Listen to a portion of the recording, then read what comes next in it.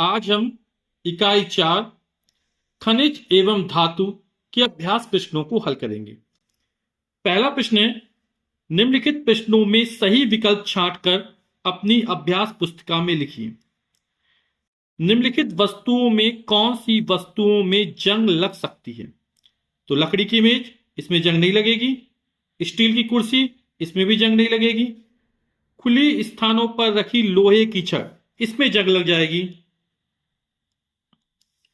तेल लोपित लोहे की छड़, इसमें भी जंग नहीं लगेगी।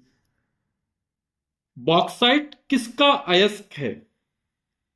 सोडियम का नहीं है, लोहा का नहीं है, एल्यूमिनियम। एल्यूमिनियम का जो अयस्क होता है वो बॉक्साइट होता है।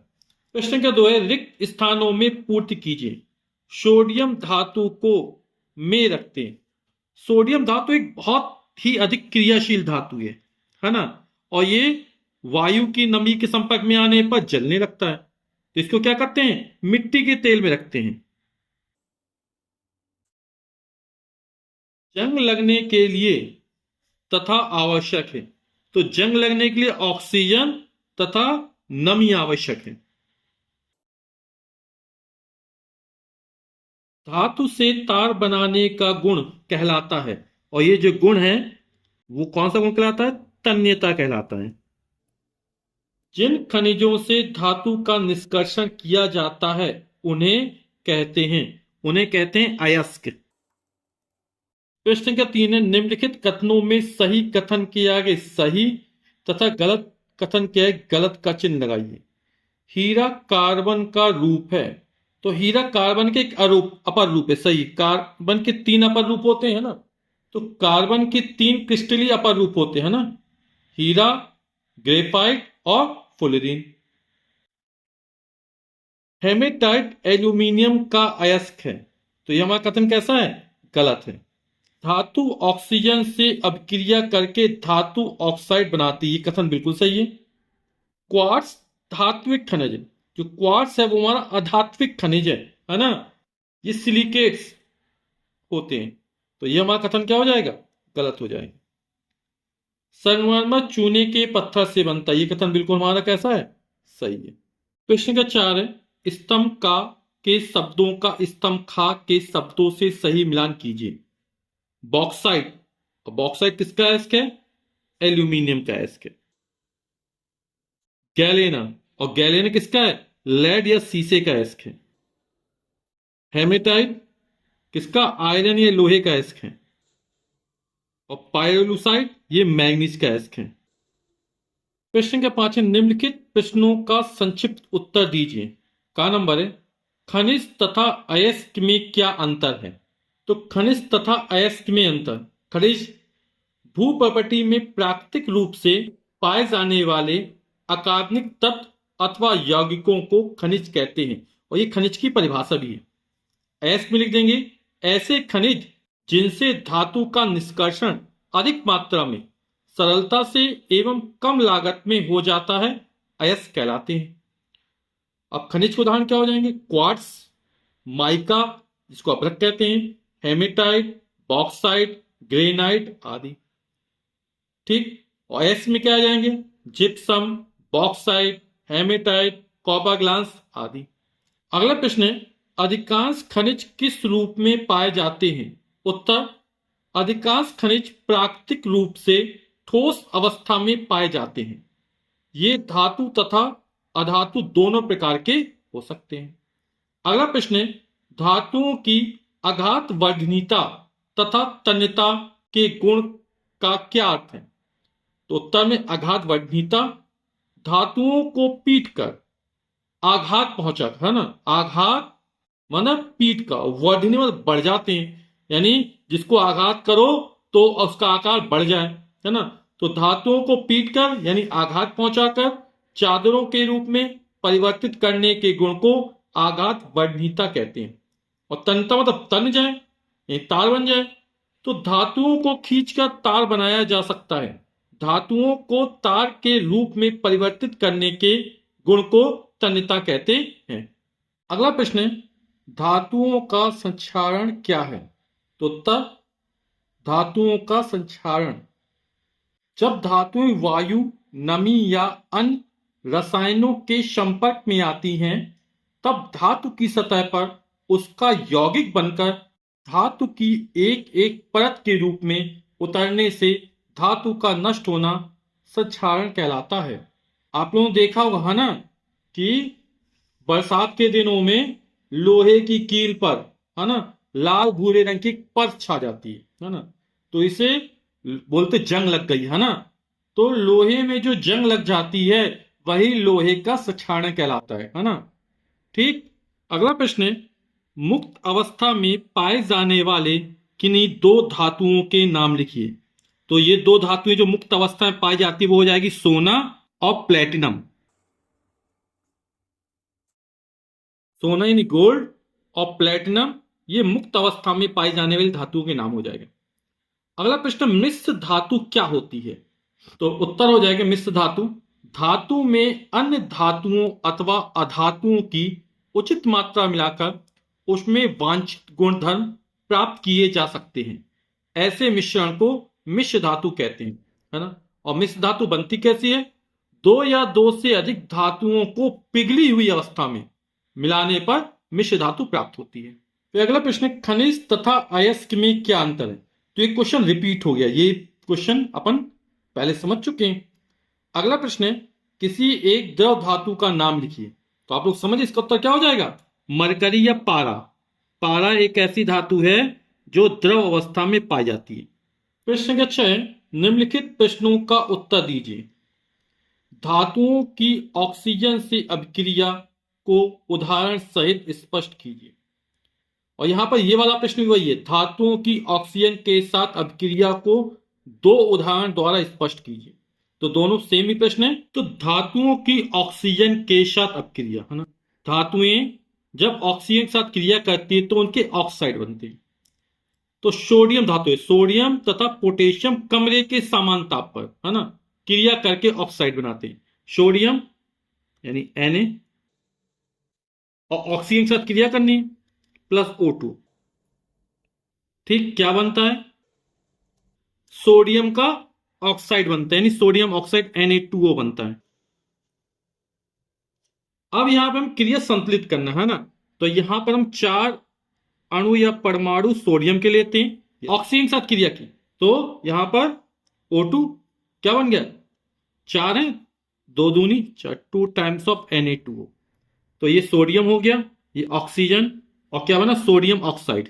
पोटेशियम सेम क्रिया देगा, 4 times of K plus O2 gives 2 times of K2O। ये बनेगा पोटेशियम ऑक्साइड,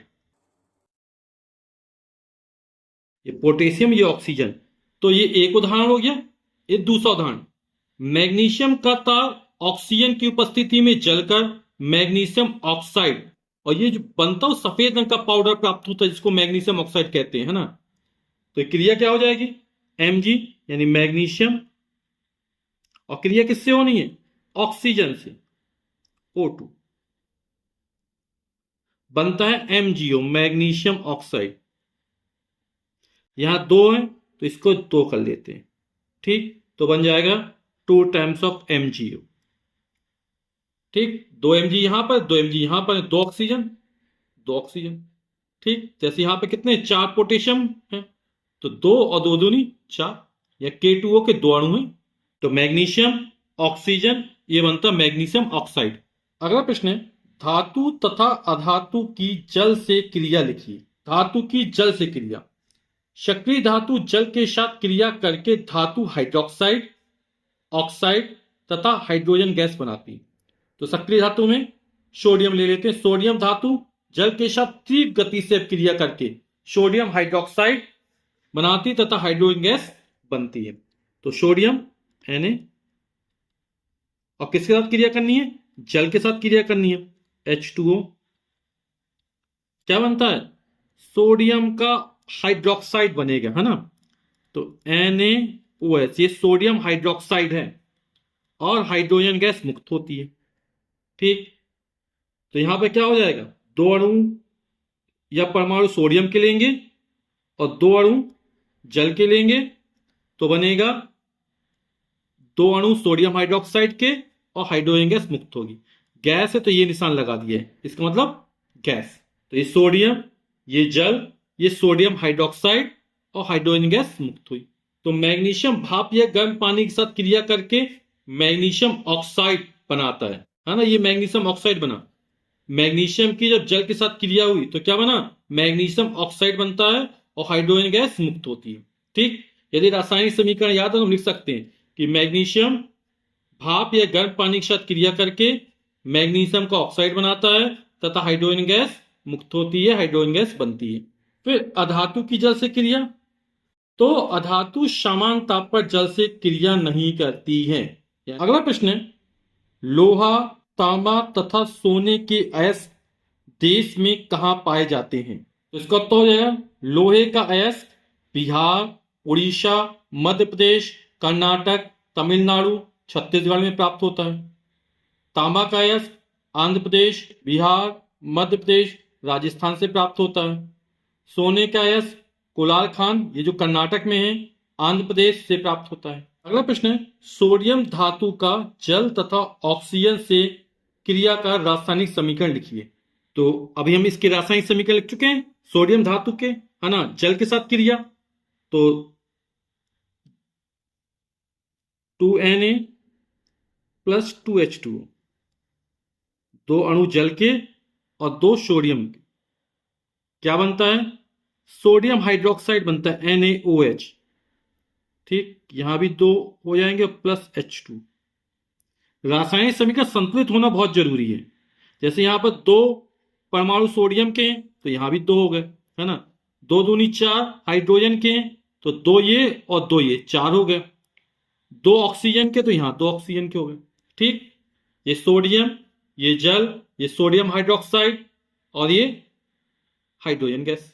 अब सोडियम धातु की ऑक्सीजन के साथ क्रिया, तो सोडियम धातु Na, ऑक्सीजन यानी O2, क्रिया करते क्या बनता है, सोडियम का ऑक्साइड, सोडियम ऑक्साइड यानी Na2O। ठीक, तो 4 ये हो जाएगा, यहां पर हो जाएगा 2, 2 दूनी 4, 4। तो जब सोडियम की ऑक्सीजन के साथ क्रिया होती है तो क्या बनता है, सोडियम ऑक्साइड बनता है।